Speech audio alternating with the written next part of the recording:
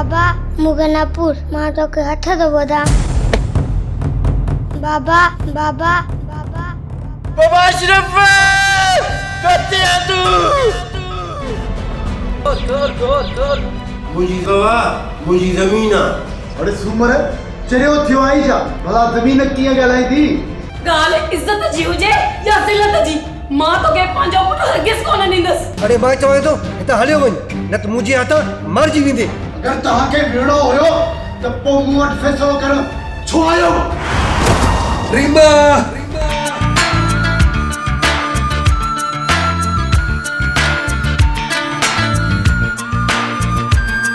उता खिलण भी छॾे यार नो ॻाल्हि छाहे छो ॿुधाए नथो मटिजी वियो छो अंदाज़ थई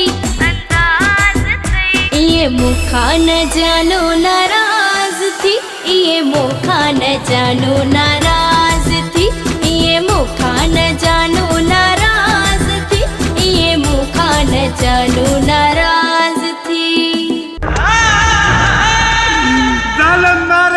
केतिरो जल्दो मैं उठ खण लाश के काते धप न करे वञे।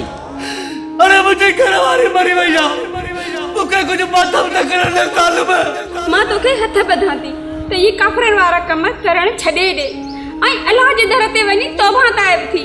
मां रीमा खे अकेलो रोटी ते न छॾे वञा हा त शायदि अॼु रीमा मूंसां गॾु हुजी हा।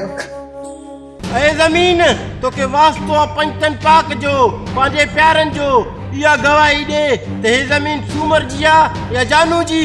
ही ज़मीन सूमर जी आहे।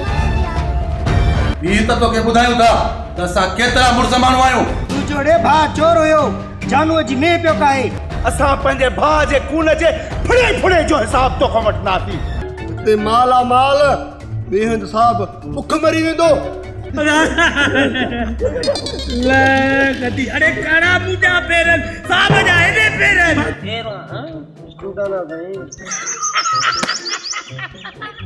अरे केड़े मॉडल जो स्कूटर वा ना सही स्टूटन केड़ी बनाया जनाब तुझो आशिक हाँ मां सिर फिरियो मता समझी मुखे माया चरियो खबर आ मोते मरंदो आही मूंखे ॾिसी ठरंदो आही ॾिसण में भले जा लॻा सादो तुझो आशिक हाँ मां सिर फिरियो मता समझी मुखे माया चरियो।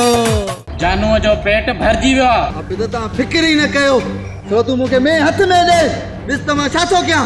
वॾे साहब चयो आहे सूमर खे थाणे ते वठी आ। तौबा सूमर त वॾो काफ़ा निकितो। माना तूं असांखे गाबो न ॾींदे मोटाए न ॾींदुमि छा कंदेड़े तुंहिंजी भलाई इन में ई आहे त असांखे गाबो वापसि ॾे वञी उनखे तूं चओ इज़त सां ज़मीन मूंखे वापसि ॾे न त अंजाम बुरो थींदो। सूदखोर खे सूदखोर न चवंदा छा मसीह जो पेशवा चवंदा। अरे तूं त पंहिंजो वात बंदि कर हणा हिन वात वारो चंबो। ये मुंहिंजी औताक आहे जंग जो मैदान आहे।